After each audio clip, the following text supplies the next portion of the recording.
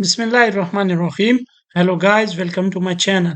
Today in this video tutorial, we will learn about tab controls and C Windows Forms. So let's start. So first we will go to this create new project, click next, and now I'll name this tabs control. And now I'll click next and click create to create the project. So now the project is created and we have this simple Windows form. So I'll expand it a bit.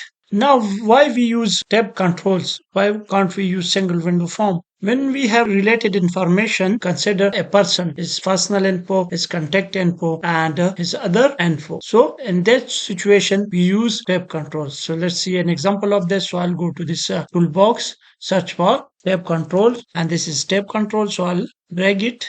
I will expand it. Now these are the properties of this tab control. So I'll go to this collection, expand this, and now it will give us all the info for a single tab. So I'll click on this first tab page and I will come here to the text and I'll change the text to personal info.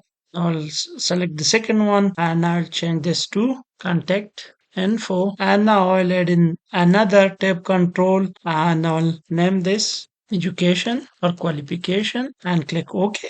Now you can see we have three tabs right here. So I'll select this first one and go to toolbox. I'll drag in a label on this and I'll change its text to personal info. So now I'll select the second one. I'll go to toolbox and do the same. Name this contact info, and so for the third one. And now I'll select the third one and go to toolbox and do the same. I'll name this qualification. Now I'll right click on this form and go to code, and now here I'll change the background color of each tab to a different color.